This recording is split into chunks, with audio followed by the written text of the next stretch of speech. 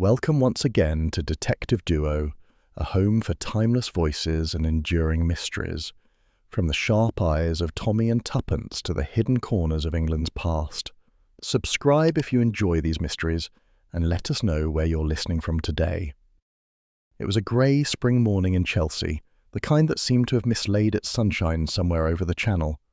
A thin drizzle painted the windows of the Beresford's flat, blurring the view of the square and giving the sycamores the melancholy look of soldiers standing to attention in the mist.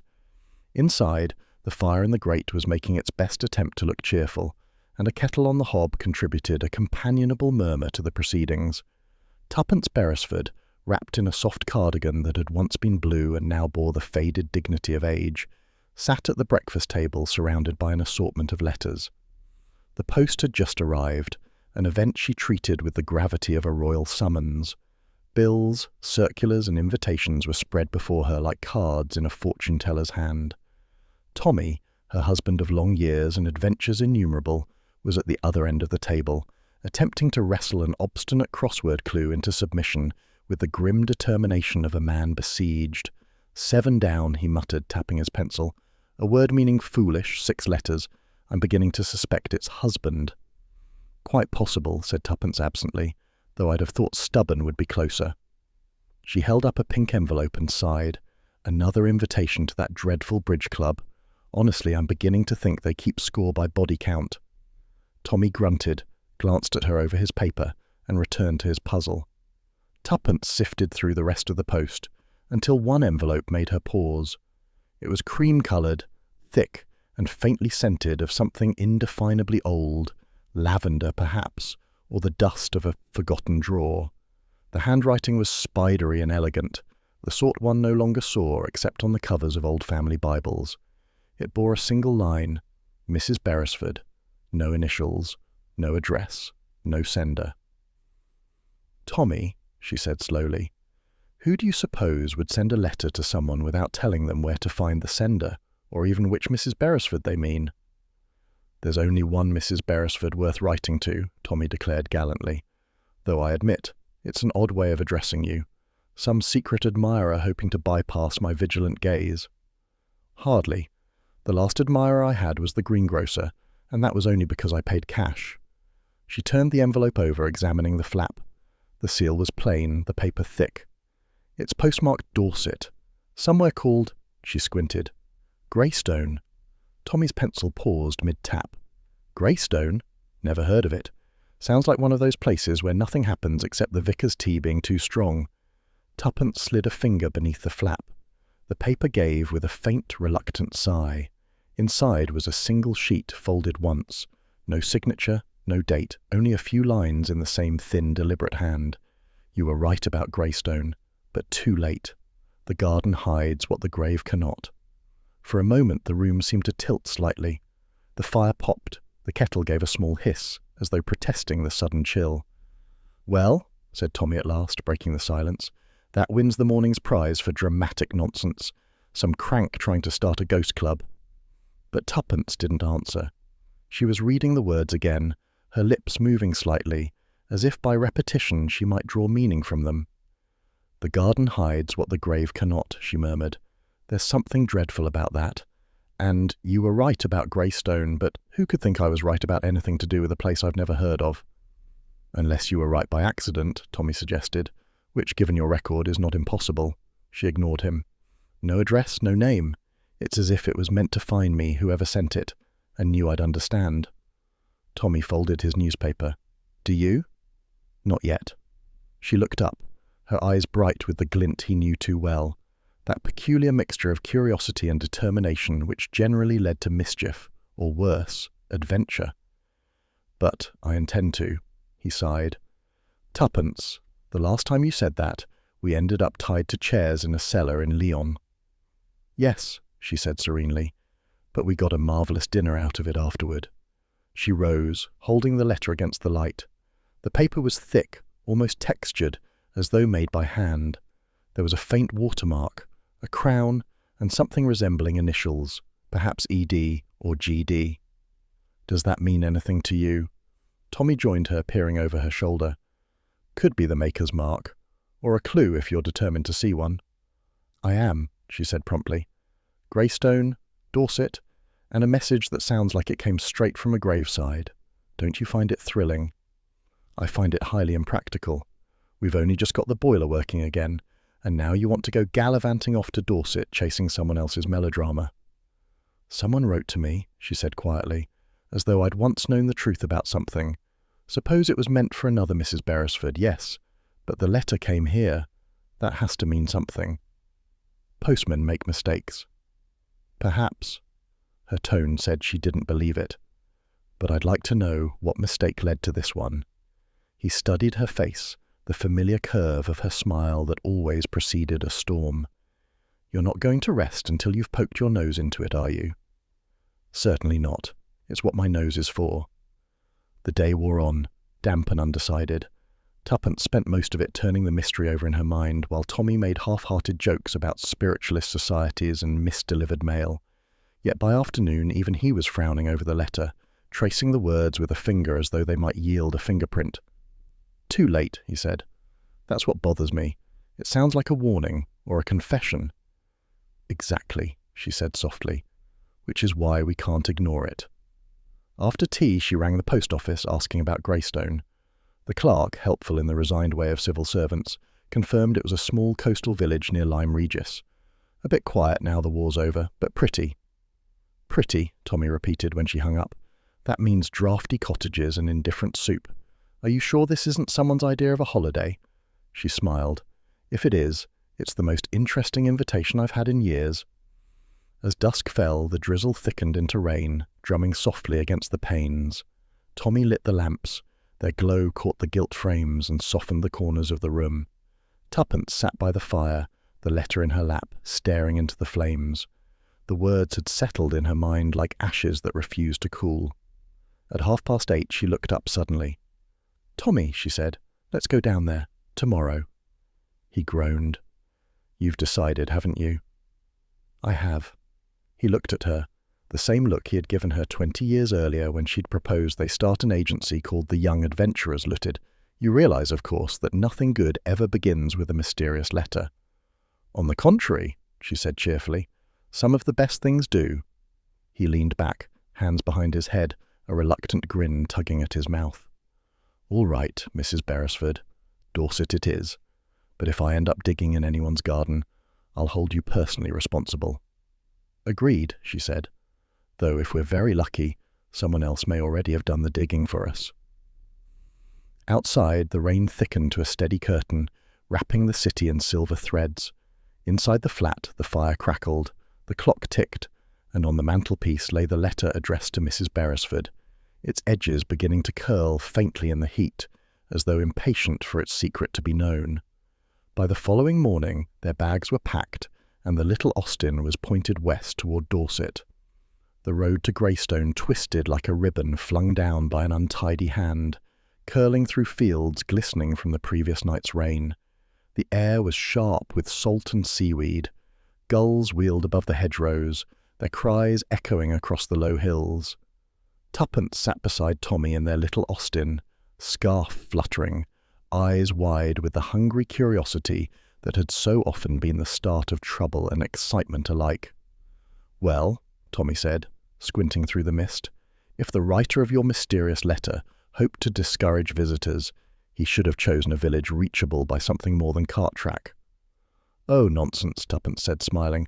"All the best secrets are found at the end of dreadful roads."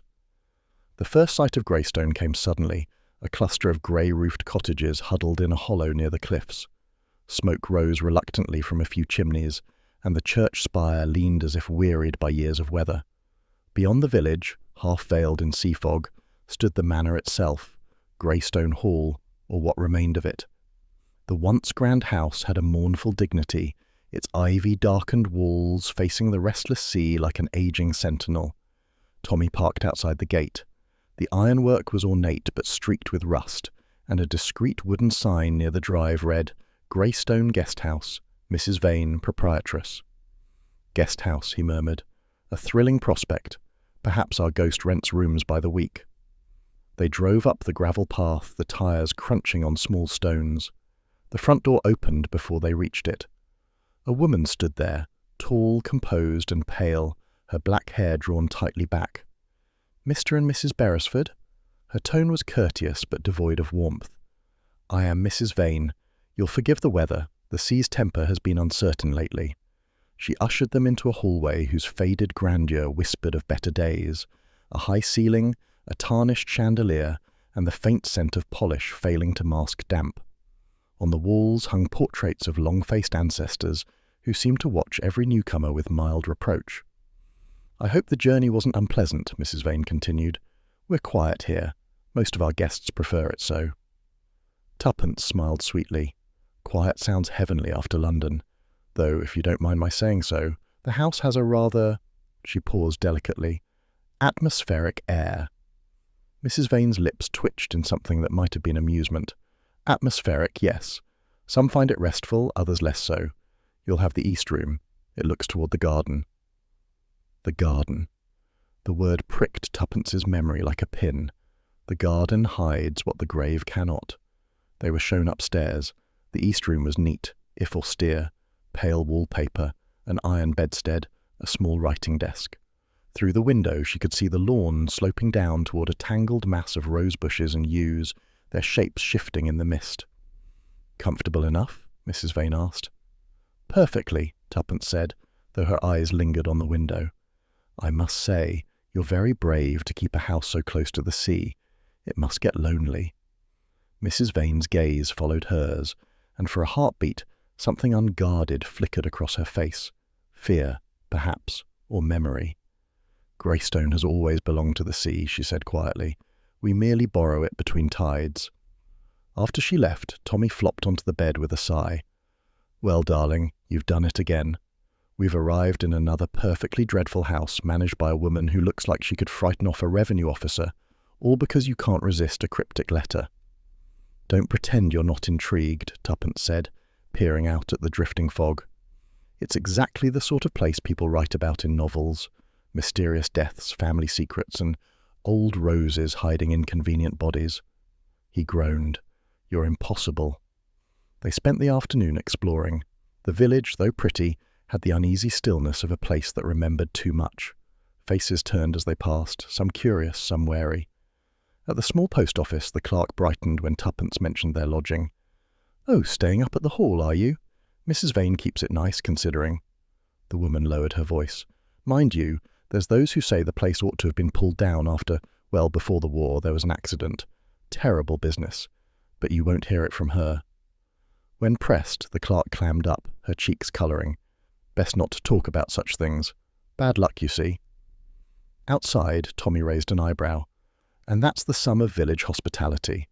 I'd wager half the inhabitants sleep with their curtains open, just to make sure no one digs up the flower beds." On the walk back, they met a bent figure tending the outer hedge. The man's cap shaded a weathered face, and his hands were gnarled like the roots he trimmed. He nodded as they passed.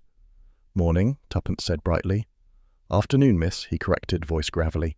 "You're the new ones. Staying with Mrs. Vane, are you?" "Yes. It's a lovely old house." He gave a short laugh that carried no humour. "Old, yes. Lovely. Depends who you ask. They say she keeps it so the past won't get out."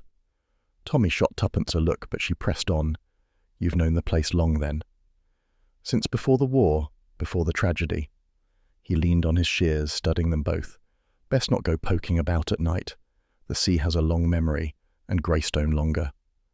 Then, as if realising he'd said too much, he tipped his cap and shuffled off through the fog. That evening, the guest house gathered for dinner. The dining room was large but underlit, and the candles threw uneasy shadows up the panelled walls. A middle-aged couple discussed bridge in hushed tones. A clergyman in threadbare black stared into his soup as though hoping for divine revelation. Mrs. Vane presided at the head of the table, her conversation polite, her smile as thin as the soup. Between courses, Tuppence attempted small talk. It must be a comfort to have the house full again after the war. "Indeed," Mrs. Vane replied evenly, "though I confess Greystone prefers quiet company. It's not a house for the frivolous." "I should think not," Tuppence said lightly. "It has character, history." "History is rarely comforting," Mrs. Vane said. Then, after a pause, "But we endure it." A silence followed. The clergyman coughed. The candles guttered in the draught. Later, upstairs, the wind began to rise. It whistled down the chimney and rattled the casements like a persistent caller. Tuppence, brushing her hair before the mirror, smiled faintly. "Listen to that. Even the weather's dramatic. If I didn't know better, I'd say the house was alive." Tommy, reading in bed, glanced up. "If it starts talking, wake me." But as the clock downstairs struck midnight, she heard something that wasn't the wind, a faint crunch of gravel, deliberate just beneath their window. She froze, brush in hand. The sound came again, a soft scuff, the whisper of movement through wet grass. "Tommy," she whispered. He was already out of bed, crossing to the window. They peered into the darkness together, but the mist was thick as smoke, the garden below an indistinct blur. "Probably the gardener," Tommy murmured. "Or a cat." "At midnight?" He shrugged. "An insomniac cat." Still neither slept much. The storm rolled in before dawn, rain lashing the panes, wind howling across the cliffs. When morning came, pale and cold, the ground outside was streaked with puddles and debris. It was Tuppence who spotted them first. The prints. 2 sets, faint but distinct, leading from beneath their window across the lawn and toward the garden path.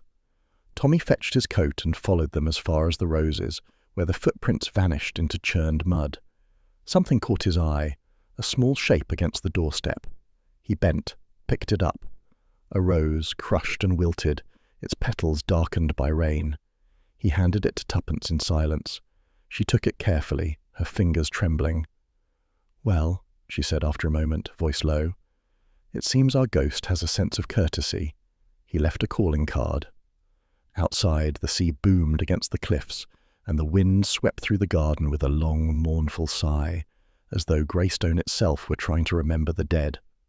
Breakfast at Greystone had the uneasy air of a truce. The wind had died in the night, leaving a heavy stillness that pressed on the house like a held breath. The other guests murmured over their eggs and toast, while Mrs. Vane presided from the head of the table, her posture perfect, her smile unbending.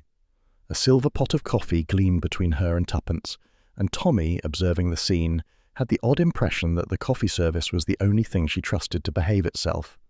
It was then that the new lodger arrived.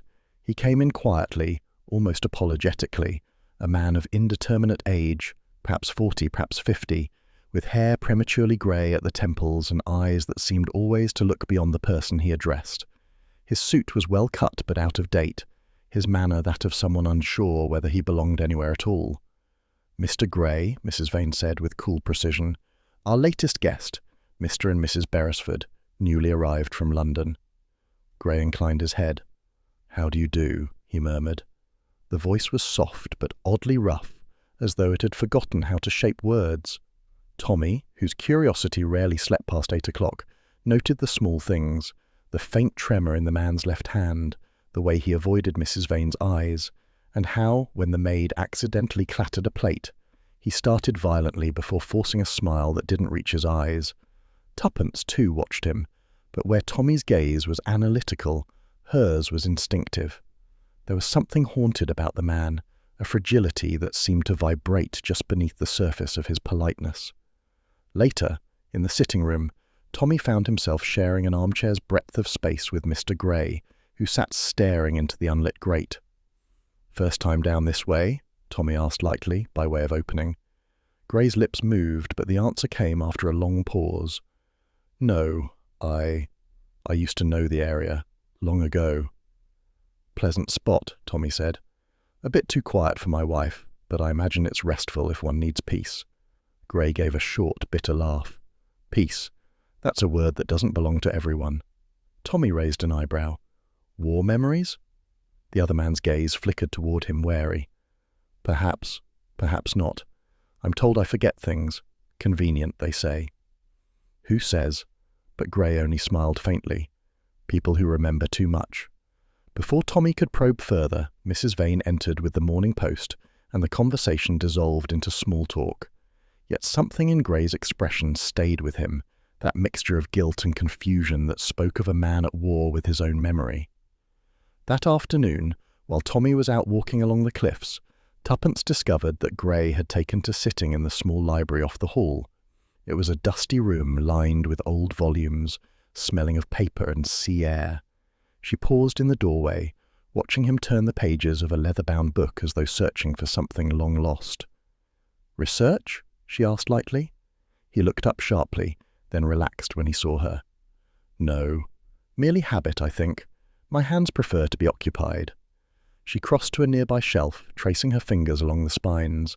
"I always think books in old houses are like witnesses. They see everything, but they never tell." He smiled faintly. "And if they did?" "I should be first to read the confession." He hesitated, then said almost in a whisper, "There was a time when this house belonged to a family. Before the war, I remember that much." "Yes, Mrs. Vane mentioned it. The Darnleys, wasn't it?" Gray froze. The book slipped slightly in his hands. "The Darnleys?" "Why, yes.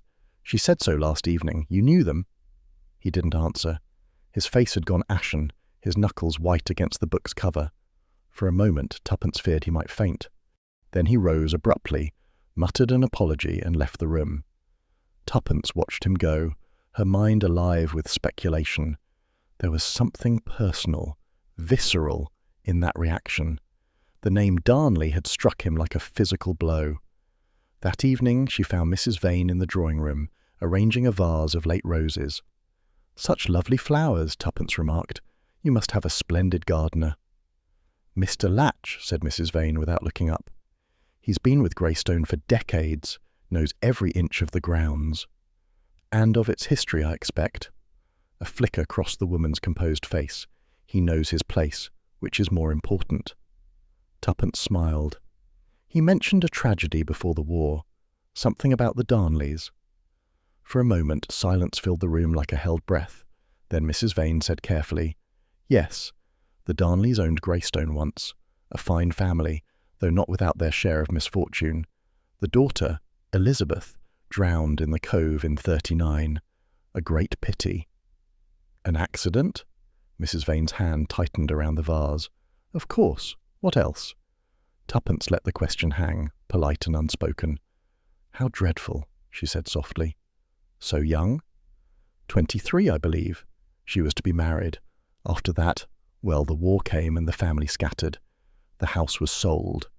Mrs. Vane returned to her flowers, her movements a little too precise. "The past has no manners, Mrs. Beresford. It intrudes where it's not wanted."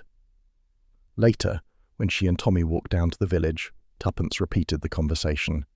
"So," Tommy said, hands in pockets, "our letter-writer may have known the Darnleys. Or been one." "Possibly. And Mr. Gray reacts to their name as if it burned him. Doesn't that strike you as odd?" "It strikes me as thoroughly in keeping with every place you drag me to," he said dryly. "A haunted man, a drowned girl, and a secret garden. All we need now is a missing will and an over-friendly vicar." They stopped at the small parish office by the church. The clerk, an elderly woman with spectacles like watch-glasses, seemed delighted to have company. Tuppence, in her most engaging tone, inquired about local history. "Oh, the Darnleys," the clerk said eagerly. "Such tragedy. Miss Elizabeth was the sweetest thing. Engaged to a young officer, what was his name? Darnley as well, though only distantly related. She drowned not a fortnight before the wedding. Terrible storm that night. Some say she slipped from the cliffs. Others whisper she was pushed, though I never believed it." "Indeed," Tuppence murmured. "And her body was found?" "Oh yes, washed ashore the next morning. Poor Mrs. Darnley left soon after. The Major went to France and was killed in '40. There's an old memorial in the churchyard, if you care to see it." They thanked her and left. The evening light was fading, the air thick with the scent of damp grass and salt. In the churchyard they found the stone easily. Elizabeth Darnley, 1916-1939, loved and lost. The inscription below was almost illegible, eaten by lichen. Tuppence stood looking down at it. "A grave," she said softly, "but not, perhaps, the whole story." "Meaning?" She touched the carved name. "If the letter meant what it said, the garden hides what the grave cannot, then perhaps Elizabeth's death wasn't the end at all. Perhaps someone buried more than a body." Tommy looked toward the dark outline of Greystone above the trees. You're suggesting someone hid something, or someone, in that garden. Exactly. They returned to the house in near silence. In the hall they passed Mr. Gray, who stood by the stairwell, staring out through the rain-streaked glass at the garden beyond. His lips moved as if speaking to someone unseen. "Mr. Gray," Tuppence said gently, "it's a dreadful night. You'll catch your death standing there." He turned, startled. His face was pale, his eyes hollow. "I thought I heard a voice," he said softly, "from the garden." Tuppence felt a chill creep down her spine. "Whose voice?" He hesitated. "A woman's, calling my name, but—" He stopped, confusion clouding his face. "I can't remember my name." And he left her there, staring through the glass, while outside the wind rose again, sighing through the rose bushes as though echoing the name that no one dared speak aloud. The rain had retreated by morning, leaving Greystone washed and gleaming like an old coin freshly polished. A watery sun broke through thin clouds, casting tremulous light over the village square, where puddles glittered like mirrors. Tommy and Tuppence, equipped with a map that had already dissolved along the edges, ventured into the heart of the village in search of both tea and gossip, two commodities equally essential to investigation. The tea shop stood on the corner opposite the church, its sign, Armitage's Tea and Confectionery, swaying faintly in the breeze. Inside, the air was thick with the perfume of strong tea, cinnamon buns, and scandal. Lace curtains filtered the light into pale patterns, and the chatter of half a dozen matrons died instantly as the Beresfords entered. Mrs. Armitage herself emerged from behind the counter with the slow majesty of a ship leaving harbour. She was a large woman, florid of cheek, her hair arranged in the uncompromising fashion of someone who meant to be listened to. Her eyes, bright and sharp as embroidery needles, took them in at a glance, and missed nothing. "Good morning to you both," she said, with a smile that managed to combine welcome and curiosity. "Visitors, I think. We don't often see strangers this time of year." Tuppence returned the smile with equal warmth. "We're staying up at Greystone House. My husband and I fancied a bit of sea air." At the mention of Greystone, Mrs. Armitage's eyebrows climbed, and there was a distinct tightening of lips around the room. "Ah," she said at last, "Mrs. Vane's place. Brave of you. The sea air up there can be bracing." Tommy grinned. "We're quite hardy, I assure you. 2 teas, please, and whatever gossip comes with them." The laugh that followed was genuine, and in moments they found themselves seated at a small table near the window. Mrs. Armitage herself brought the teapot, thick and homely, and poured with the air of one administering confession. "So," she said comfortably, "you've taken rooms where the Darnleys once lived. I suppose Mrs. Vane told you that?" "Indeed," Tuppence said lightly. "She mentioned a tragedy before the war. How very sad." Sad? It was downright unnatural. Mrs. Armitage lowered her voice to the exact pitch that carries perfectly to every corner of a small room. "Miss Elizabeth Darnley, beautiful as a picture and twice as vain, married in haste, poor soul, to a soldier. Major Darnley, though they say they were cousins of a sort, came back from abroad and swept her off her feet, but marriage made her restless. You know the kind, never content unless there's trouble brewing." Tuppence stirred her tea slowly. "Trouble?" "Oh, there was talk." Mrs. Armitage leaned closer. "A gentleman visitor now and again, said to be a friend of her husband's. And the maid? What was her name? Rose? No, Ruby. Ruby Wills, that was it. Gone one morning without a word. Some said she ran off with a local fisherman, others that she'd seen something she shouldn't. Then came the storm, and Miss Elizabeth drowned. Terrible thing.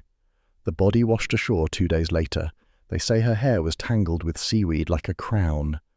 There was a small shudder in the room, as though even the teacups disapproved. Tuppence's eyes gleamed. "And the husband? What became of him?" "Broken man, by all accounts. Left the country. Some say the army sent him abroad again, others that he went mad with grief. Never came back to Greystone. Poor Mrs. Darnley couldn't bear to stay. Sold the house within the year. That's when Mrs. Vane appeared. But between you and me, there's something about her, too composed, if you understand. I never trust a woman who doesn't flinch at thunder." Tommy sipped his tea thoughtfully. "So the maid vanished the same week as the drowning?" Mrs. Armitage nodded. "Aye, never found. But that's Dorset for you. The sea keeps what it wants. The police made their inquiries, of course, but there was the war on, and young men dying by the hundreds.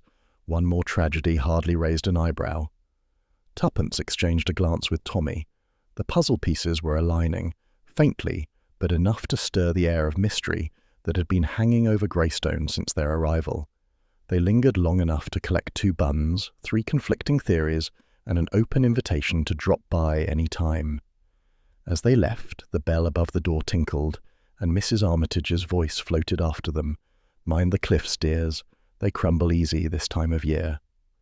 Outside, the sea was silver-grey under a pale sky. Tommy lit a cigarette and exhaled thoughtfully. Our friend Mrs. Armitage could make a living writing serialized scandal for the Illustrated Weekly, but I'd say there's truth somewhere in that gossip stew. "The maid," Tuppence said. "A jealous girl, perhaps, or frightened. Vanishes the same week Elizabeth dies. It can't be coincidence." "Unless she was the letter writer," Tommy mused. "Still alive, hiding in plain sight." "Perhaps," said Tuppence. "But if she were, she wouldn't have addressed the letter to me. That's personal, intimate almost. Someone who knows my name, or at least knows I'd be the one to open it." They turned down the narrow lane toward the post office to send a telegram to Albert in London. The old friend had connections, some legitimate, others less so, and an unrivalled knack for uncovering inconvenient facts. Tuppence dictated, "Urgent. Check background on man calling himself Gray. Greystone Guest House, Dorset. Possibly military. Any record 1939-40. Wire reply." The clerk, untroubled by the secrecy of private messages, read it twice before stamping it and promising delivery. They returned to Greystone as dusk fell, the air cool and faintly metallic from the sea. Mrs. Vane met them in the hall with her usual brittle courtesy. "You were out early," she remarked. "The cliffs are treacherous after rain." "We confined ourselves to the village," said Tuppence, removing her gloves. "Lovely tea shop." Mrs. Vane's expression did not alter, but her eyes did. A flicker, quick and unmistakable, at the mention of Mrs. Armitage. "Ah, yes. A pillar of the community," she said dryly. "And the post office too, no doubt.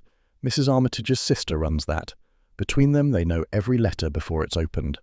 Her smile returned, cold and immaculate. "Do enjoy your evening." Dinner was subdued. Mr. Gray did not appear. Mrs. Vane ate little and spoke less. The storm had left a faint chill in the corridors, and even the fire seemed reluctant to burn. When they retired, Tommy drew the curtains and locked the door. "Something's stirring," he said. "Our mysterious Mr. Gray, Mrs. Vane's nerves, the vanished maid. They're all bound by that drowning somehow." Tuppence sat at the dressing table, brushing her hair absently. "Perhaps Mrs. Vane isn't her real name," she said. "Perhaps she's a Darnley too." He grinned. "You'll have her arrested for excessive composure next." But before he could make further jokes, there came a sharp knock. Clara, the maid, entered, a timid young girl with large eyes and a folded telegram. "This came for you, sir," she said. Tommy tore it open. The message was brief, typed in Albert's brisk hand. Gray, formerly known as Major Darnley. Discharged 1940. Shell shock, take care. Tommy whistled low. Well, that explains his nerves. And his name.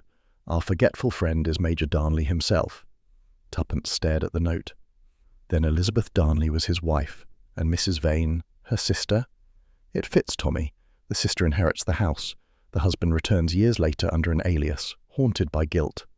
He nodded slowly. The question is, guilt for what? Her death? They agreed to speak with him in the morning, but fate had other ideas. Sometime after midnight, Tuppence stirred awake. A draught whispered across the room. She sat up. The curtains trembled slightly. Tommy slept soundly beside her. Quietly she rose, crossed to the door, and froze. The handle moved, just once slowly as if tested by an unseen hand. Then silence. When morning came, the evidence was plain. The inner sheet, the note itself, was gone. The addressed outer envelope remained. Tommy swore under his breath. Someone was in here. Tuppence nodded, her face pale. And they knew exactly what to take. Downstairs the house was silent, the other guests still at breakfast. From somewhere beyond the half-open window came the soft sigh of the sea and, faintly, the clatter of Mrs. Vane's roses stirring in the wind, like the whisper of a secret just out of reach. Morning broke on Greystone like a sigh. The mist that rolled from the sea clung to the lawns in thin ribbons, softening the outlines of hedge and yew until the whole garden seemed caught between dream and memory. The house itself loomed pale against the horizon, its windows dark, its stonework damp and cold. Inside, breakfast was subdued. Mrs. Vane excused herself early, claiming correspondence. Mr. Gray failed to appear altogether. Tuppence, restless and determined, decided to explore. She wrapped herself in a tweed coat and stepped out through the French doors into the garden. The air was sharp, tasting faintly of salt and wet earth. Beneath her shoes the gravel crunched with that peculiar sound that carries farther than one expects, a sound that makes a person suddenly aware of how alone they are. The garden stretched wide behind the house, sloping toward the cliffs. Once it must have been beautiful, but now it was a tangle of neglect, roses grown wild, ivy clawing the stone walls, and fountains long dry. Yet there was still a sense of order beneath the decay, as if the ghosts of old flower beds and paths lingered, unwilling to leave their posts. She paused by a line of overgrown roses. Their thorns caught at her sleeve as if to hold her back. The blooms were late and sickly, their petals streaked with brown, but their scent was heavy, almost oppressive. Somewhere nearby a blackbird startled into flight, and the rustle of its wings made her turn sharply. Nothing, only the whisper of the wind moving through the grass. Tuppence walked on, following the remnants of a path that wound toward a cluster of cypress trees at the far end of the garden. There, half hidden beneath a veil of ivy and moss, she saw it, a small stone figure crouched among the weeds. She knelt to brush away the growth. It was an angel no more than 2 feet high, its features softened by weather and time. One wing was broken, and beneath it lay a small patch of cleared earth, as though someone had tended it recently. There was no inscription, no date, nothing to say whose rest it guarded. A grave. The discovery struck her with quiet force. A hidden grave in the garden of a house haunted by a drowning. The symmetry was too grim to ignore. She stood there for a long moment, listening. The wind shifted, carrying the faint crash of waves from below the cliffs. Then, so softly she might have doubted it, she heard another sound, the snap of a twig behind her. Tuppence turned swiftly. At first she thought it was only a shadow, a flicker of movement among the trees. Then she saw her, a woman, dressed in black, half concealed by the yews. The face was pale, indistinct at this distance, but the stillness of her posture was unmistakable. She was watching. "Hello," Tuppence called, stepping forward. "Who's there?" The figure did not answer. A gust of wind swept through the garden, and for a moment the branches bent low, obscuring her view. When they lifted again, the woman was gone. Tuppence stood rooted, pulse quickening. The garden was silent once more. Only the angel looked on, its sightless eyes turned eternally toward the sea. When she returned to the house, her boots damp with dew, Mrs. Vane was in the drawing-room, arranging flowers with her usual air of controlled precision. "Your garden is fascinating," Tuppence said lightly, though her voice was still unsteady. "I came across a small stone angel at the far end, quite charming, though rather forgotten." Mrs. Vane's hands froze mid-motion. The stems she held trembled slightly before she set them down. "Angel?" "Yes, near the cypress trees. It looks like, well, like a grave marker." The woman's colour drained almost imperceptibly. Then, with an effort, she smiled. "You must be mistaken. There's no grave in my garden. It's old, of course. Some statuary may remain from before the war, but nothing of that sort." "I'm quite sure of what I saw," Tuppence insisted. "Perhaps you've simply never noticed it." Mrs. Vane straightened, her composure snapping into place like armour. "The garden was always thus," she said. "I know every stone in it. You were misled by shadows. The light plays strange tricks down there." Tuppence studied her.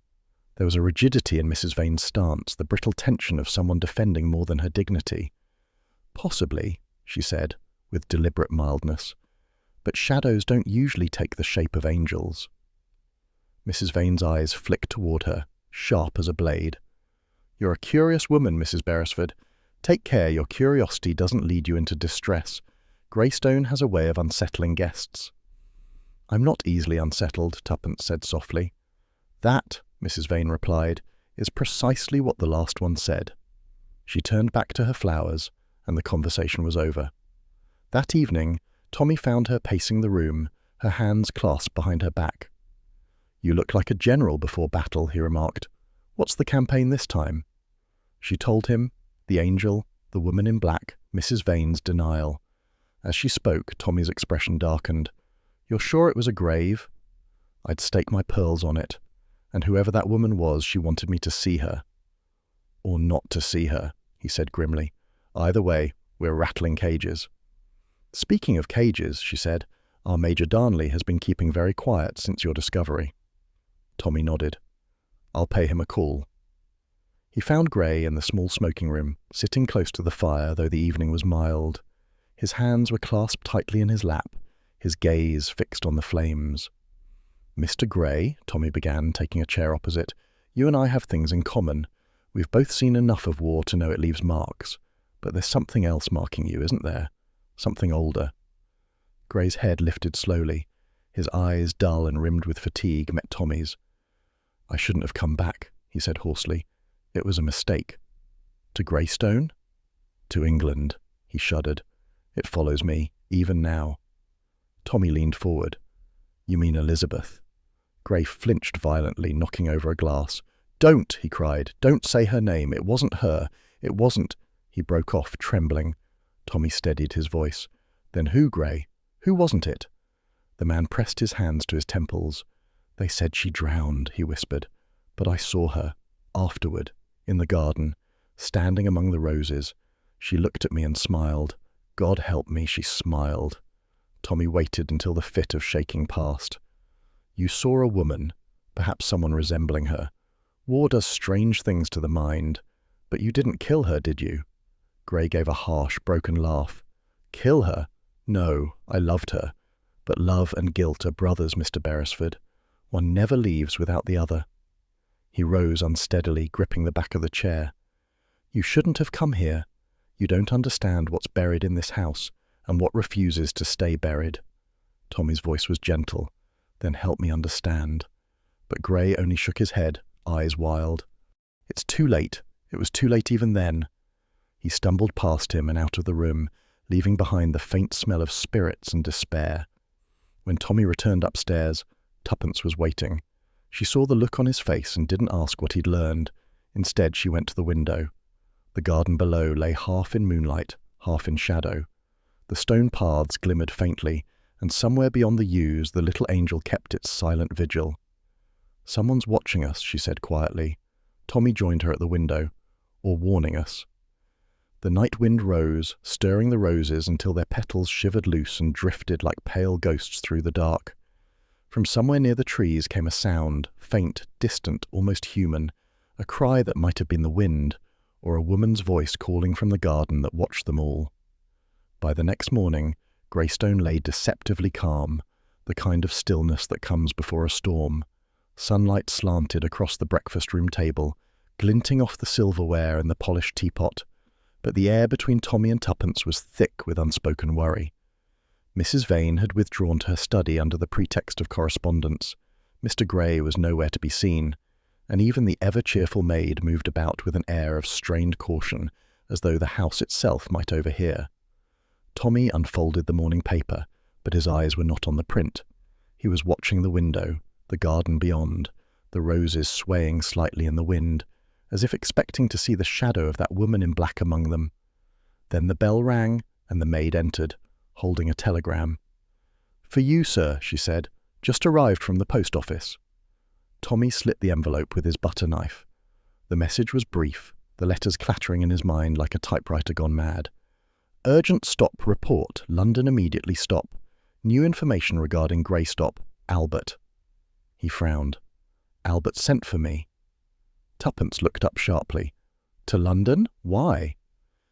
"He says he's found something about Gray. It must be serious. The tone's all wrong. Albert never wastes money on full stops unless it's trouble." She studied the telegram, her brow furrowing. "Strange. It's in code, our old shorthand from the war, but he's used the wrong keyword for the cipher, you see? The fifth letter doesn't fit." Tommy grinned faintly. "My darling sleuth. If I'd known you'd check my correspondence for errors, I'd have eloped with a typist." She ignored that. "Tommy, what if it isn't from Albert at all?" He pocketed the telegram. Within the hour, he had packed a small case and arranged for a cab from the village to the station. "That's what I intend to find out. I'll take the noon train. Back by evening with luck." Tuppence's protest died on her lips. She only said, "Be careful." "Always." He kissed her hand in mock gallantry, though his smile didn't quite reach his eyes. The small rural station was almost empty when Tommy arrived. The platform stretched, sun-baked and silent, the sea breeze carrying the distant cry of gulls. He bought a ticket to London, lit a cigarette, and waited. Across the tracks, a man in a dark overcoat stood reading a newspaper. His face was partially hidden by the brim of a hat. When Tommy looked his way, the man lowered the paper fractionally, just enough to show that he was watching. Tommy's instincts, honed by years of inconvenient adventures, prickled to life. The train's whistle echoed from afar, but before it reached the station, the man in the overcoat crossed the tracks with surprising agility and approached. "Mr. Beresford?" His voice was crisp, official, the accent clipped in the precise manner of Whitehall clerks. "That's right," Tommy said evenly. "I've been sent from the War Office. We received your communication about the Darnley affair. The letter you found it's government property. I'll need you to hand it over." Tommy's expression didn't flicker. "Indeed. You fellows have become efficient. I only received orders to come to London 10 minutes ago." The man smiled thinly. "London isn't safe for discussion. My superiors thought it wiser to intercept you here." "Well, that's thoughtful of them," Tommy drawled, "except for one minor detail." "And that is?" Tommy stepped closer, his voice low. "The War Office doesn't know a thing about the Darnley affair, because I haven't told them." For the first time, the stranger hesitated. "You misunderstand. I'm only following orders." "Then perhaps you'd like to name your commanding officer." The man's eyes narrowed, and Tommy caught the faint twitch of a hand inside the overcoat, toward an inner pocket or something concealed within. In an instant, Tommy acted. "Sorry, old chap," he said cheerfully, and stepped neatly backward just as the train thundered into the station between them, a gust of wind whipping coats and smoke in all directions. By the time the last carriage had passed, the stranger was gone. Tommy scanned the platform. No sign of him. No door had opened. No one had boarded. Only the newspaper lay discarded near the edge, and when Tommy picked it up, he saw that the inside was blank. He took the next train back. By the time he reached Greystone, twilight had descended, that grey, uneasy hour when the manor's windows gleamed like watchful eyes and the sea murmured restlessly below the cliffs. The moment he entered, he knew something had happened. The atmosphere was different, taut, disturbed. The maid met him at the door, her hands twisting in her apron. "Mrs. Beresford's in the drawing-room, sir. She's been asking for you all afternoon." He went quickly. Tuppence was standing near the fireplace, her colour high, eyes bright in the half-light. The fire had burned low, throwing long fingers of shadow up the walls. She turned sharply at his step, and he saw that her hands were trembling slightly. "Tommy," she said, "where have you been? You should never have gone." "I could say the same for you," he replied, taking her by the shoulders. "You're white as a sheet. What's happened?" She swallowed hard. "She came here." "Who?" "The woman in black. She walked straight into the house this afternoon, through the side door. I was in the drawing-room, and suddenly she was standing there, as if she'd stepped out of the garden itself." Tommy led her to the chair by the fire. "Start from the beginning." "She was tall, thin, her face covered by a veil. I thought perhaps she was Mrs. Vane at first, but no, the voice was different. She said only one thing." Tuppence hesitated, then repeated the words softly, her tone low and deliberate. "If you value your life, leave Greystone tonight." Tommy's jaw tightened. "Did she touch you? Threaten you?" "No." She spoke quietly, almost kindly, and before I could move or call out, she turned and left. By the time I reached the corridor, she was gone. Gone where? I don't know. No one saw her. Mrs. Vane was supposedly resting, and the servants swear the front door never opened. It's as if she vanished into the walls. Tommy paced before the hearth. "And she said nothing else?" Tuppence shook her head. "Only that. Then she looked at me, through that veil, as though she knew me, or pitied me." "Pity isn't what I'm after," he muttered. From the corridor outside came the faint creak of a floorboard. Both turned. The door was ajar, and in the narrow gap a shadow moved, then withdrew. Tommy was across the room in an instant, flinging open the door, but the hallway beyond was empty. Only the long runner down the passage stirred slightly in the draught. He closed the door and returned. "This house is full of ghosts and too many living liars. I met one of them myself today." "You mean the telegram?" "Yes. It wasn't Albert." He told her about the man at the station, the false claim, the blank newspaper. "Then someone wanted you out of the way," she said slowly. "While they came here, to frighten me." He nodded grimly. "Or to warn you. Either way, they knew our movements too well. Someone inside this house is watching." The clock on the mantel struck 7, each chime echoing through the hush. Somewhere in the upper corridor a door slammed softly, or perhaps it was only the wind. Tuppence rose, her composure returning with that stubborn courage Tommy knew so well. "Then we'll give them something to watch," she said. "We'll stay. Whoever they are, they've misjudged the Beresfords." He smiled faintly. "My dear Tuppence, I married you for your recklessness, but I didn't expect it to become a profession." Too late to complain now. Outside, the sea's voice deepened as night fell. The fire burned low. The house seemed to draw closer around them, as though listening. In the garden, unseen beyond the window, a figure stood motionless among the roses, a long, dark silhouette against the fading light, watching the house with the patience of someone who knew that time, like truth, was on her side. The wind returned that evening, prowling about Greystone like a restless animal. Its fingers scratched at the shutters, rattled the panes, and hissed through the chimney as though the sea itself were whispering secrets it had buried long ago. The fire in the drawing-room was the only comfort, a deep, steady glow that painted the walls with amber light and chased the worst of the chill into the corners.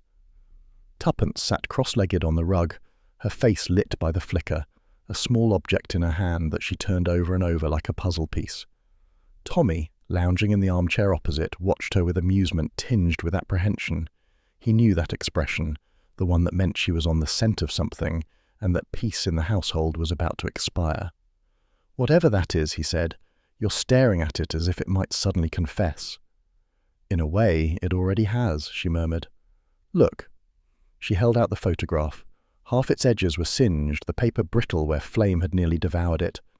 In the dim light, the image still held its ghostly clarity. 2 women standing together in a garden, sunlight caught in their hair. One was unmistakably Elizabeth Darnley, the same delicate features as in the portrait that hung in the corridor. The other, the woman in black, Tuppence said softly. "I'd know that face anywhere, even without the veil." Tommy sat forward. "Mrs. Vane?" "Or her sister," Tuppence said. "The resemblance is unmistakable. And look at this." She turned the photograph over. On the back, written in faded pencil, were 4 words: "Sisters never tell." The phrase hung between them like a whisper from the grave. Tommy whistled low. That explains plenty. The grave, the letter, Gray's breakdown. Mrs. Vane wasn't just protecting a reputation. She's been guarding family secrets. Tuppence nodded. Elizabeth Darnley drowned in 1939, the same year the letter hints at, and the same year Greystone changed hands. But what if Elizabeth never left at all?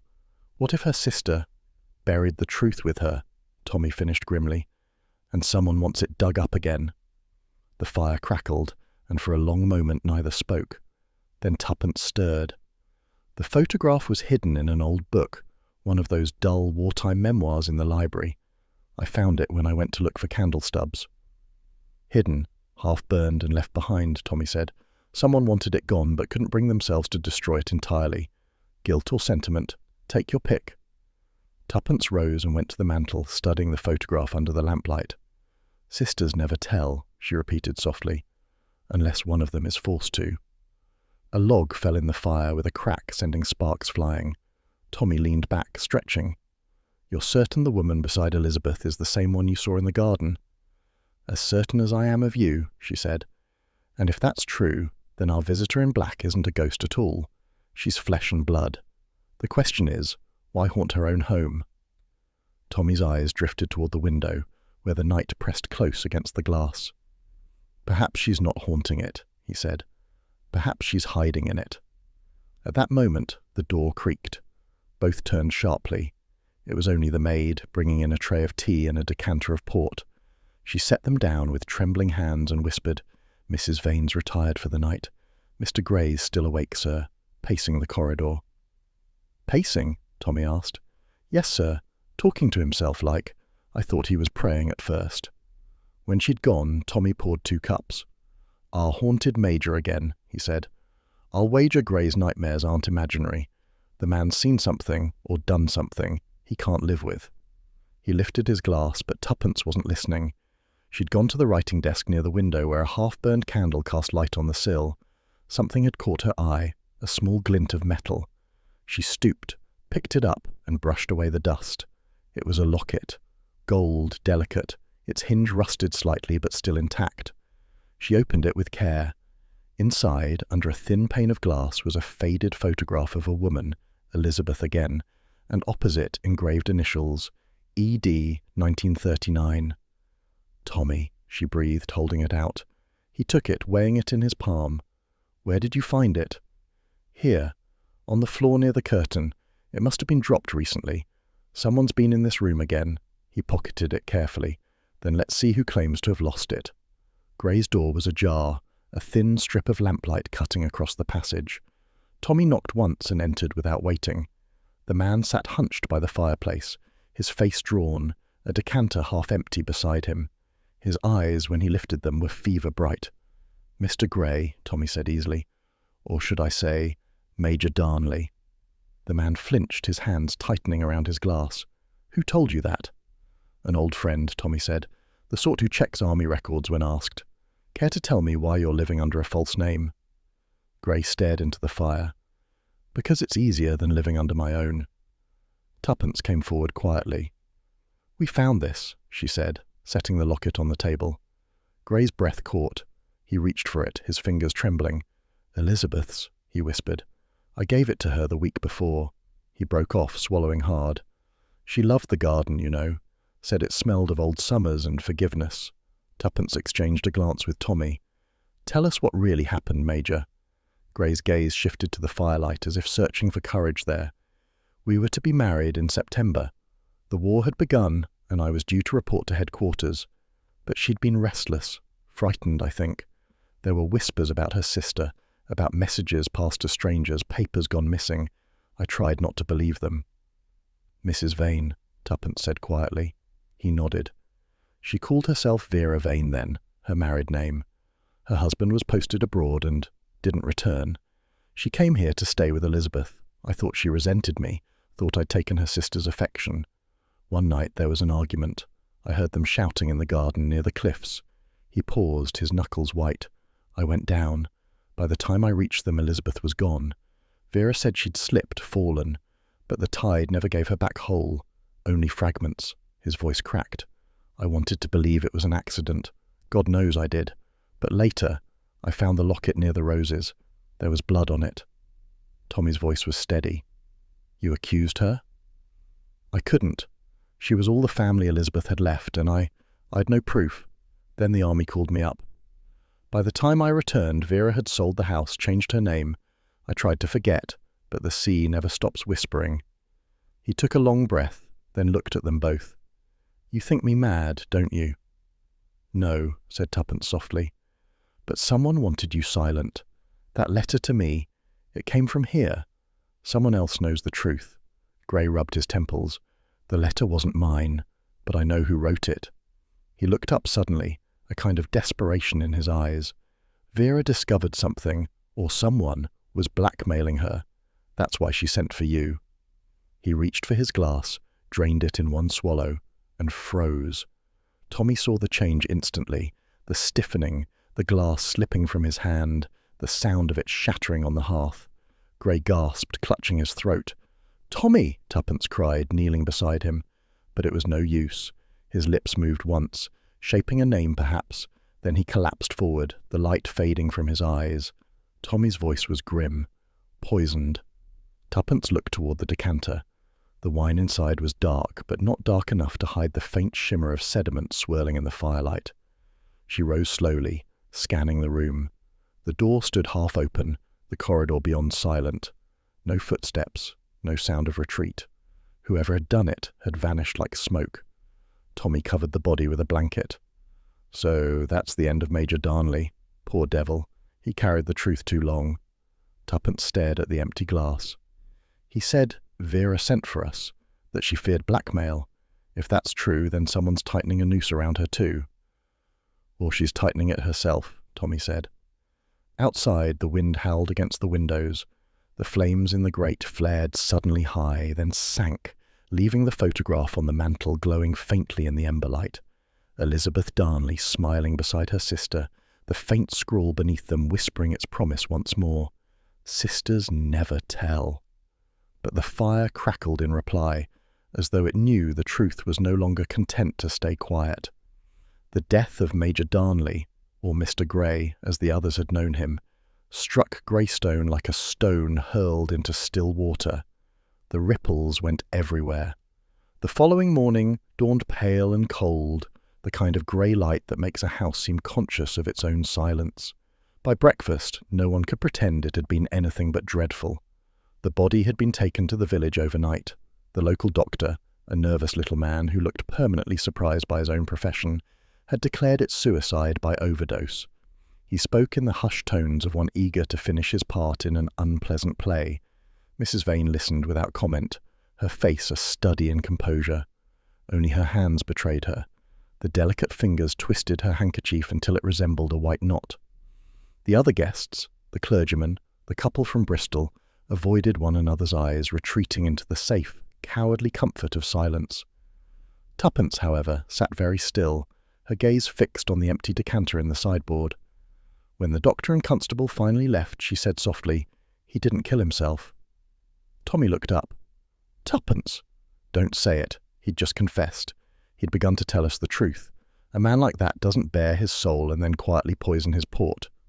"He was unsteady," Tommy said. "A haunted man."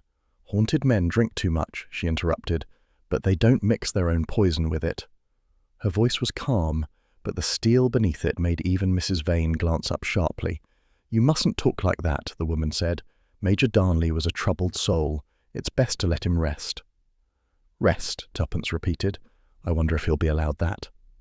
Mrs. Armitage, who had arrived uninvited from the village, chose that moment to insert herself into the drama, sweeping into the room like a barge loaded with gossip.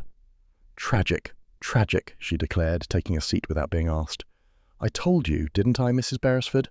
The house is cursed. I said so to everyone at the shop. It's divine punishment, that's what it is." "Punishment for what?" Tommy asked pleasantly. "For what's buried here," she said darkly. "The sins of the past always come up through the soil. You'll see. They always do." Mrs. Vane's lips tightened. "Really, Mrs. Armitage." But Tuppence's voice cut through like a thread pulled taut. "Yes," she said. "They do." Later, while the house settled into uneasy quiet, Tommy wandered back to the study. The decanter still stood on the table, half full. A single glass, the one Grey had used, lay overturned beside it, a dark ring staining the cloth. Tommy examined the rim. "Strange," he murmured. Tuppence appeared at the door. "You're thinking what I'm thinking?" That this wasn't the glass he poured from. She joined him.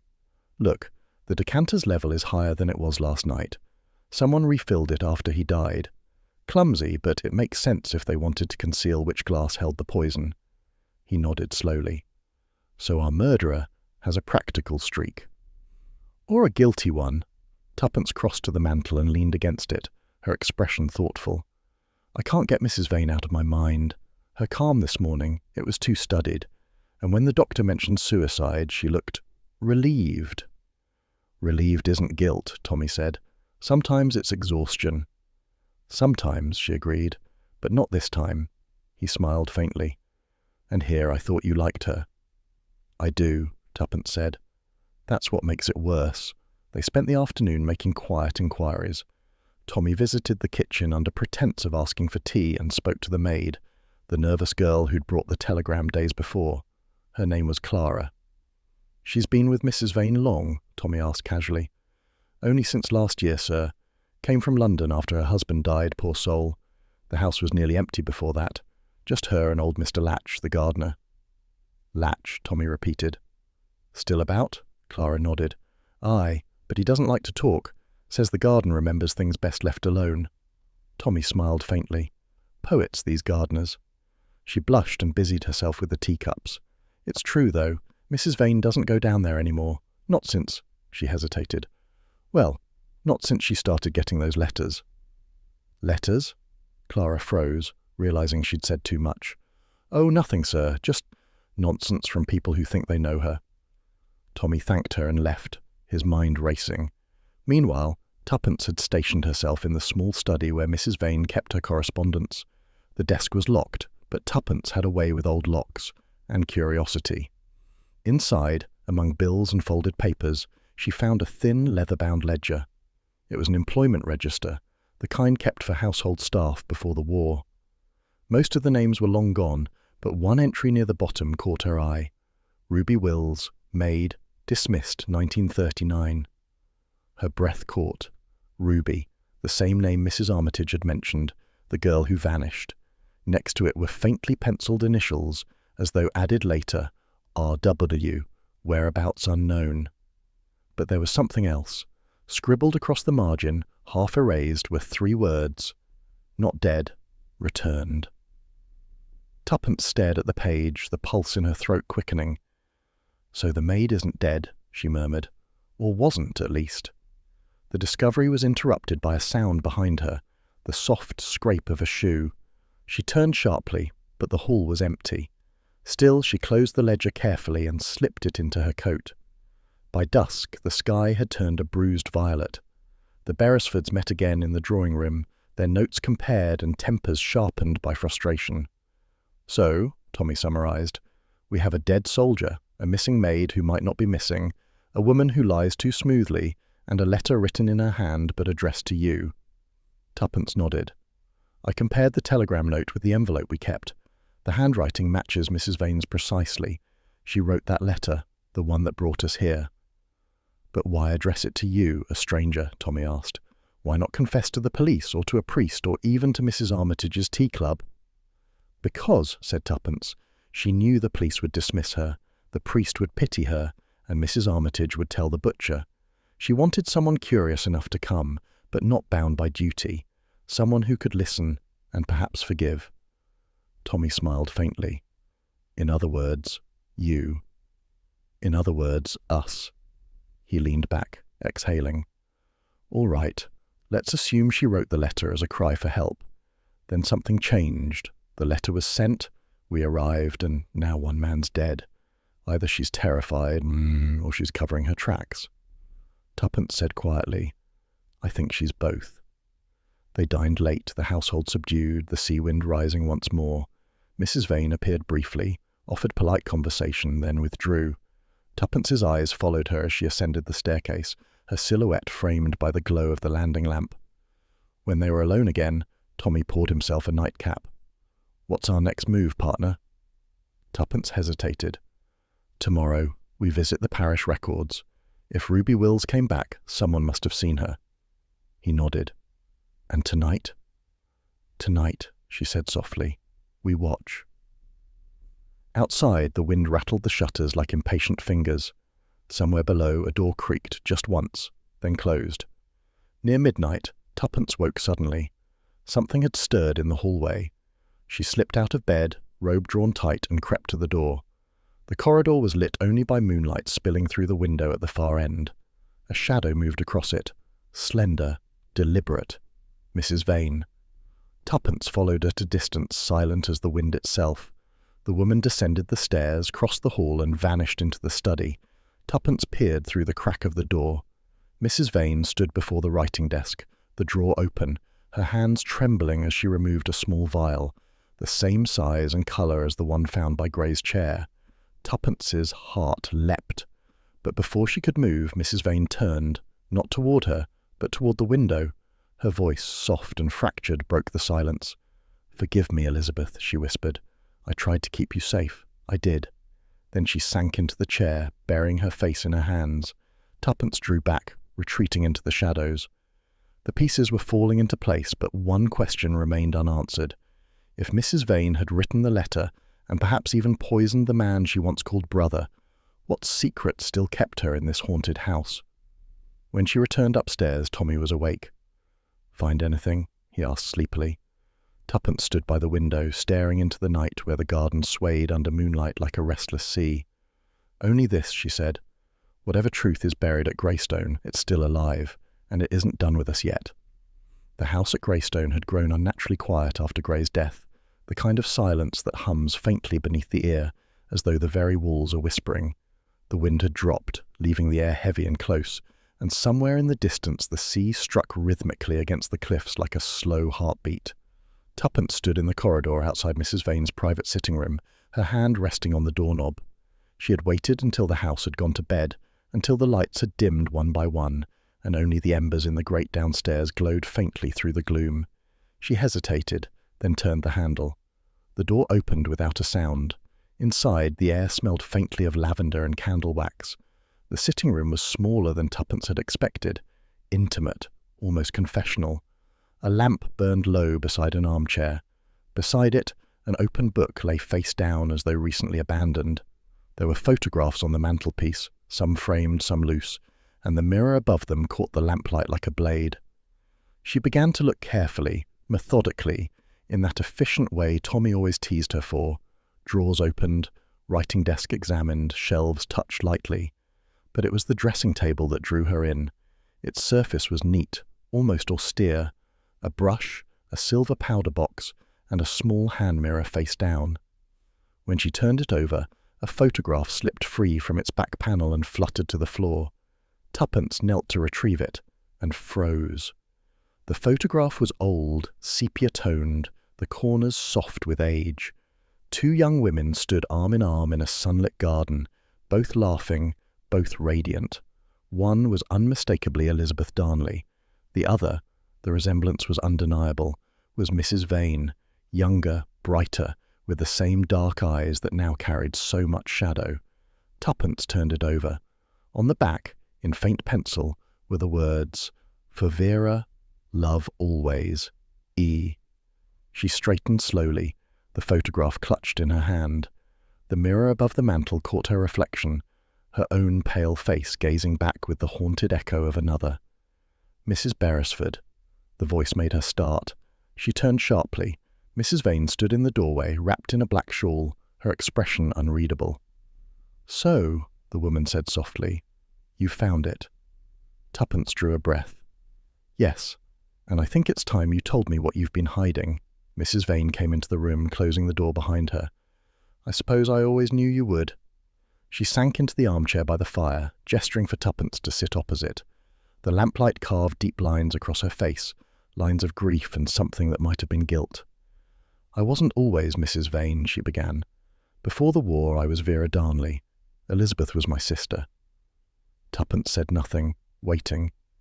She was younger than I and prettier, and I thought wiser. But she had that recklessness some women mistake for courage. When she met Edward, Major Darnley, she fell in love like a schoolgirl. They married quietly, without telling anyone. I was the only one who knew.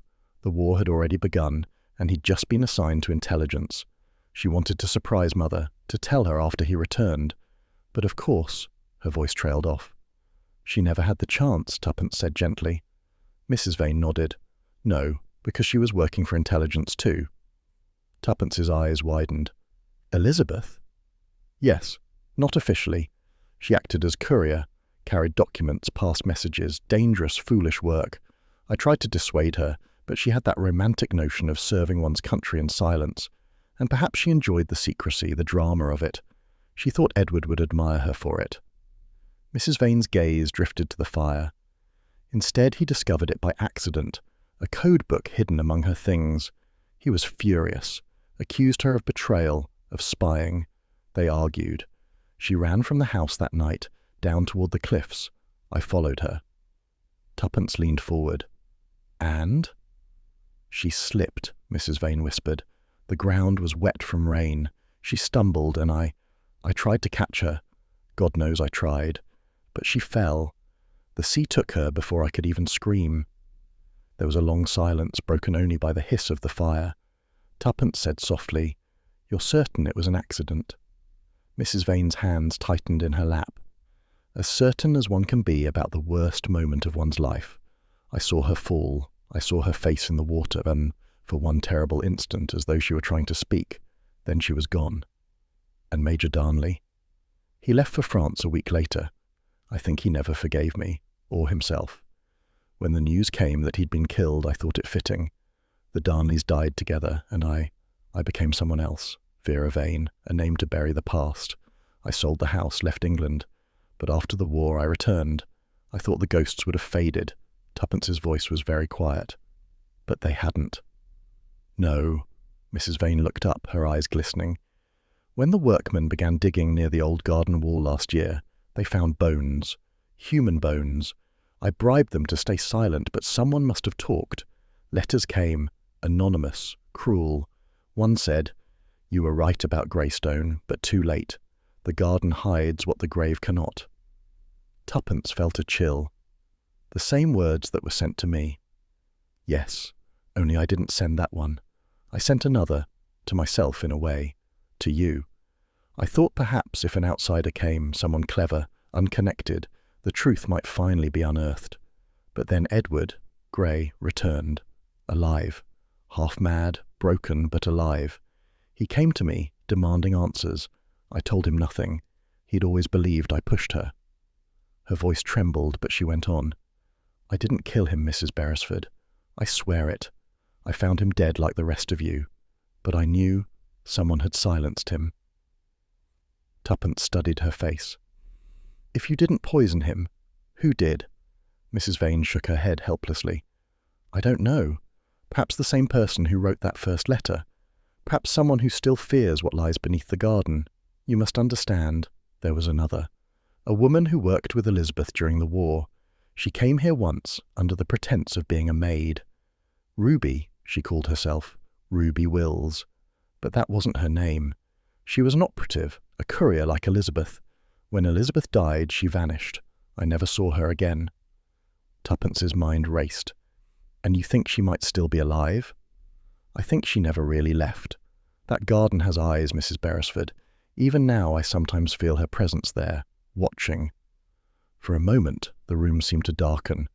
The mirror above the mantel caught the firelight, and Tuppence thought she saw movement within it, the flicker of another face, pale and fleeting, gone before it could be named. Mrs. Vane followed her gaze. "I keep that mirror because it was Elizabeth's," she said softly. "She loved to sit before it, brushing her hair. After she died, I couldn't bear to let it go. But sometimes," her voice faltered, "sometimes I think she's still there, waiting for me to tell the truth." Tuppence rose, her resolve hardening. "Then tell it, Mrs. Vane, all of it, because whether you speak or not, the truth is coming out." Mrs. Vane met her eyes. "You believe me guilty." "I believe you afraid," Tuppence said, "and fear can kill as surely as poison." She turned toward the door, but Mrs. Vane's voice stopped her.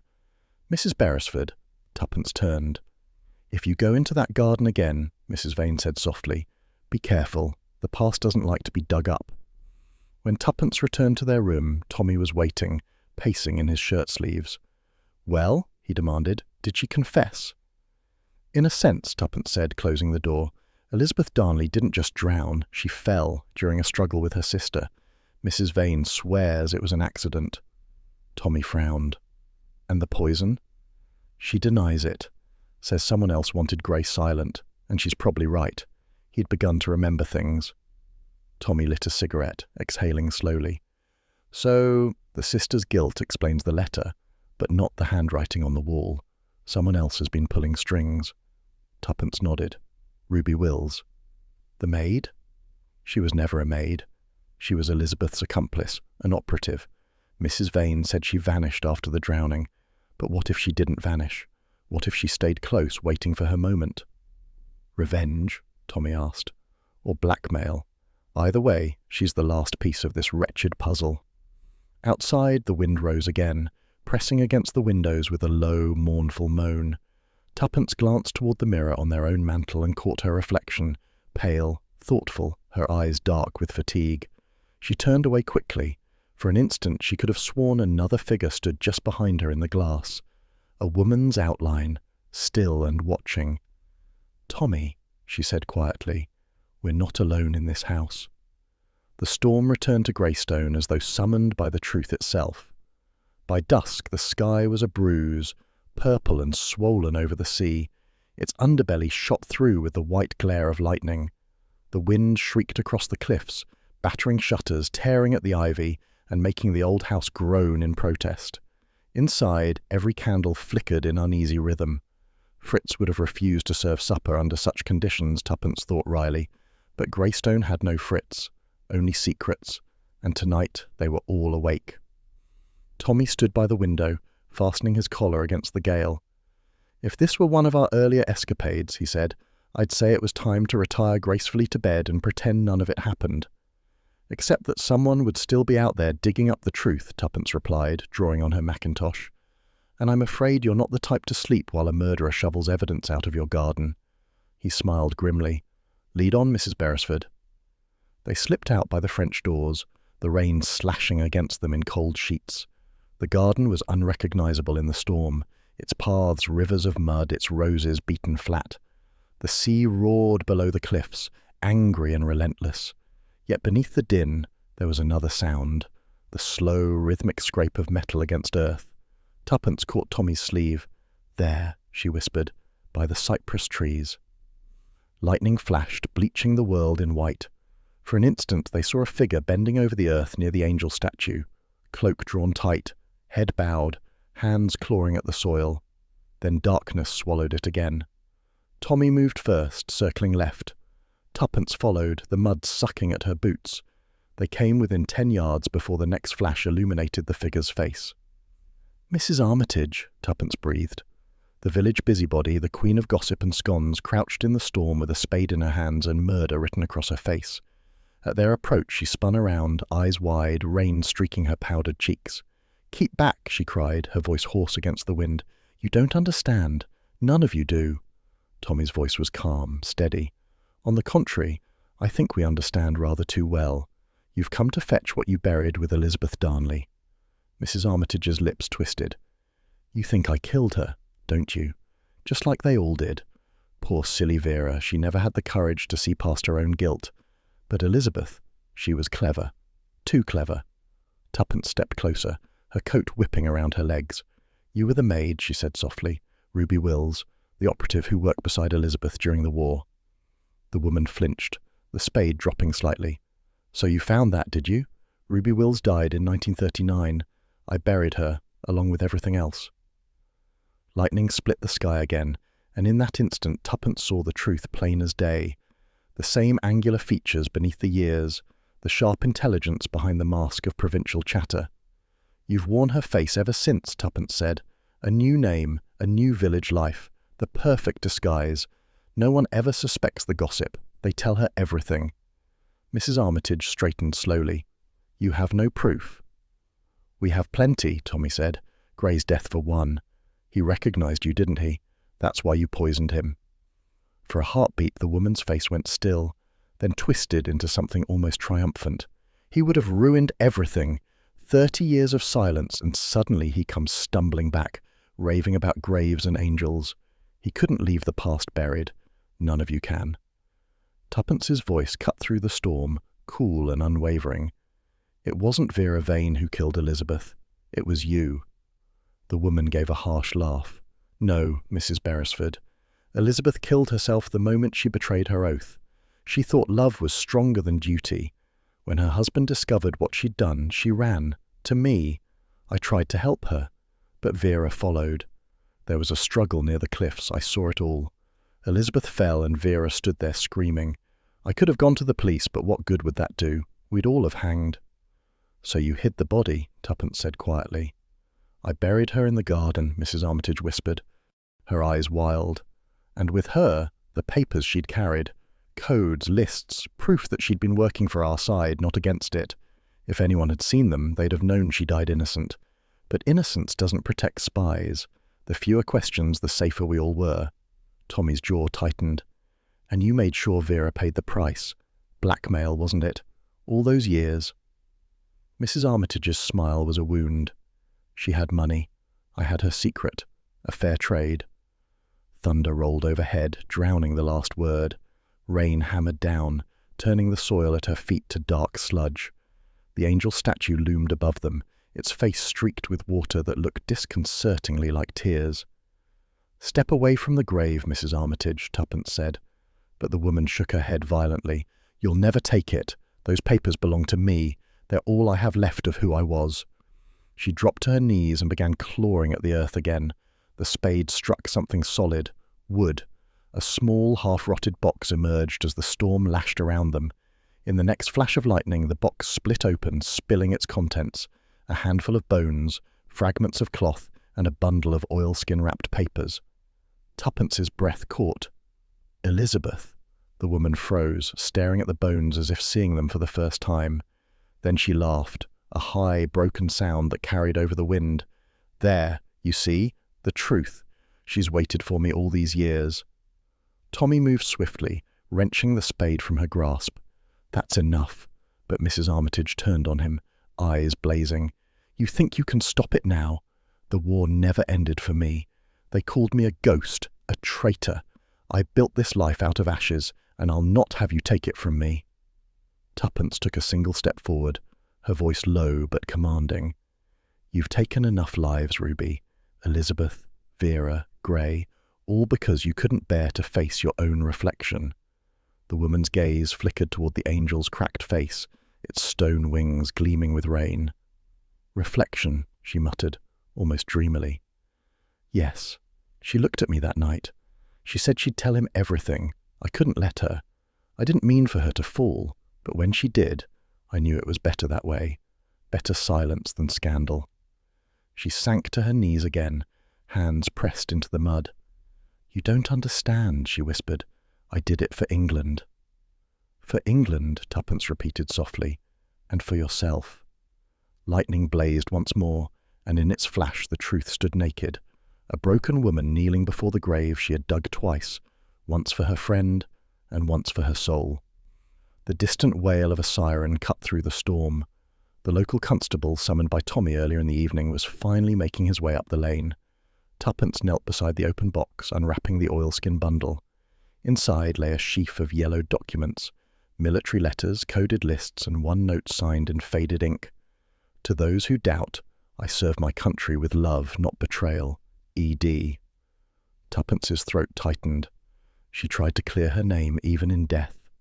Mrs. Armitage's eyes filled with tears. "I wanted to burn them," she whispered, "so no one would ever know what I'd done. But I couldn't. Every night I heard her voice. Every time the wind rose, I thought she was calling me back." Tommy handed her a handkerchief. "You might consider that she's been doing exactly that, calling you to confess." The woman looked at him, then at Tuppence, and something in her face seemed to give way. "It's over, isn't it?" "Yes," Tuppence said gently. "It's over." They stood in silence as the constable's lantern bobbed closer through the rain. Mrs. Armitage didn't resist when he arrived. She simply rose, shoulders bowed, and allowed herself to be led away. The storm had begun to ebb, the thunder retreating over the sea. Tuppence watched as the light disappeared into the night. Then she turned back to the grave. The angel, washed clean by the rain, seemed to shine faintly in the moonlight breaking through the clouds. Tommy slipped his arm around her. "You always did pick the dramatic ones," he said softly. She smiled faintly. Greystone had its share of ghosts. It was time someone listened to them. They stood together as the first pale hint of dawn touched the horizon, the air sharp and salt-scented. The roses, battered by the storm, stirred faintly in the breeze, releasing their fragrance. Sweet, persistent, alive. Tuppence looked down at the grave, where the papers lay safe within their oilskin wrap. "Elizabeth Darnley," she said quietly, "you can rest now." And as the sun broke over the cliffs, spilling gold across the soaked garden, it seemed to her that the angel's cracked mouth curved, not in sorrow, but in peace. The morning after the storm arrived like a benediction. The sea, which had raged through the night, now lay subdued beneath a wash of pale sunlight. Mist drifted low across the cliffs, soft and silvery, as though the world itself were reluctant to show the damage. The roses in Greystone's garden hung heavy with rain, their petals bruised but still defiantly alive. Inside the house, calm had returned, or something that resembled it. The constable had gone. The villagers, drawn by whispers of scandal, had dispersed back into their cottages. The great hall smelled faintly of damp wool and extinguished candles. Mrs. Vane sat in the drawing-room near the window, wrapped in a shawl, her face turned toward the morning light. There was a serenity about her now, the weary peace of someone who has been waiting too long for confession. A constable waited discreetly near the door, hat in hand, respectful in the presence of tragedy that had stretched across decades. When Tuppence entered, Mrs. Vane looked up with a faint, almost grateful smile. "They tell me she confessed," she said quietly. "Mrs. Armitage, or Ruby Wills, rather, after all these years." Tuppence nodded. "She told us everything. About the war, about Elizabeth, about the lies she buried. I think she's more broken than wicked." Mrs. Vane's eyes drifted to the window. "Broken and wicked are sometimes the same thing. My sister used to say guilt is a slow poison. It doesn't kill you, it just teaches you how to live half a life." There was a long silence. The morning sun crept a little higher, glinting off the rain-wet glass. "She'll go quietly," Tuppence said gently. "There's no fight left in her, and you're free of her at last." Mrs. Vane gave a soft, incredulous laugh. "Free? My dear, no one is ever free of the past. We only learn to make peace with its ghosts." She reached for Tuppence's hand. "But I am grateful. You've given my sister back her name. That's more mercy than I deserved." Tuppence squeezed her hand. "Elizabeth wasn't a traitor. She was brave, foolish perhaps, but loyal. You gave up everything to protect her memory, even your own peace. That counts for something." The woman's eyes shimmered, though no tears fell. "When I saw her face in that garden, the angel, I used to think she was accusing me.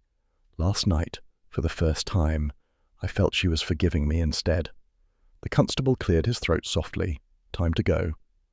Mrs. Vane rose with quiet dignity, gathering her shawl.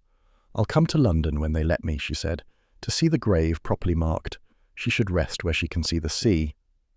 "We'll make sure of it," Tuppence promised. Mrs. Vane inclined her head, then walked from the room, the constable following in respectful silence.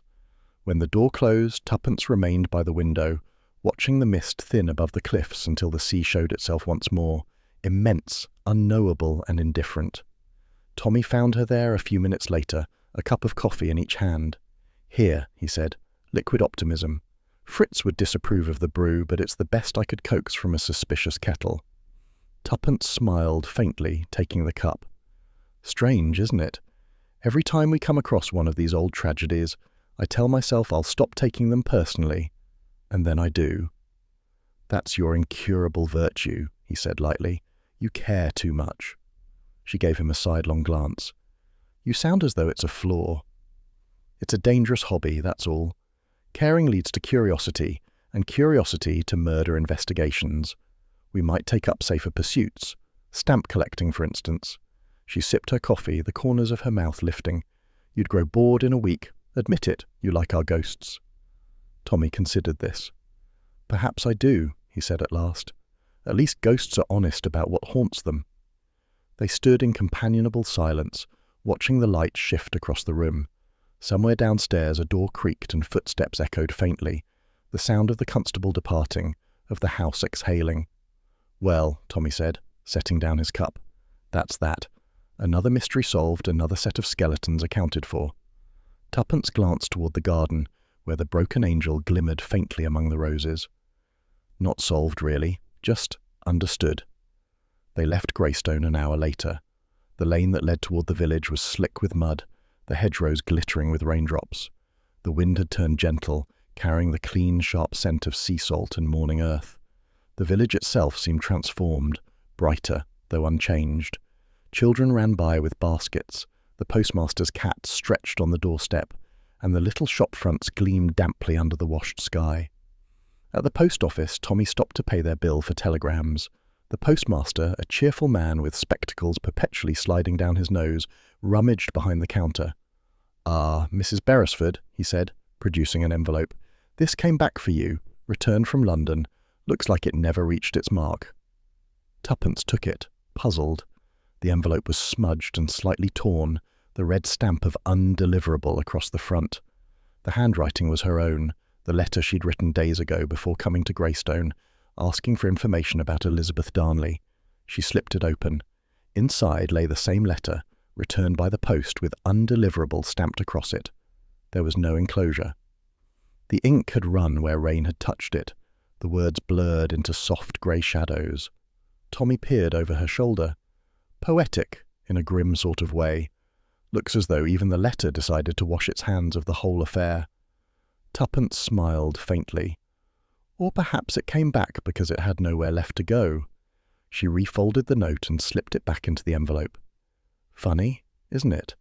The letter that started it all, returned after everything's finished, as though the past finally posted itself back to the present. Tommy nodded. And you, will you answer it this time? She thought for a moment. Then she tore the envelope gently in two and let the pieces drift into the bin by the counter. No, she said softly.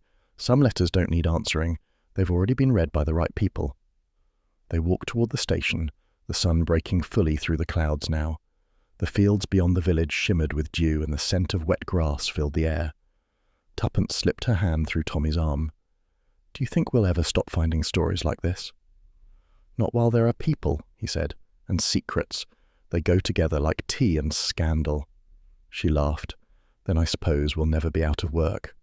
He looked down at her, eyes warm. Would you really want to be? No, she said after a pause. Not really. Because sometimes the dead do write to us, Tommy, in their own ways. And when they do, someone ought to answer. They reached the station just as the train approached, its whistle rising bright and clear against the morning air. Tuppence glanced back once, toward the faint outline of Greystone Manor high on the cliffs, the windows glinting in the sunlight. The house seemed smaller now, gentler somehow, as though it too had been forgiven. She stepped onto the platform beside Tommy, the mist lifting at last, the sea beyond them shining clean and blue, like a story finally told.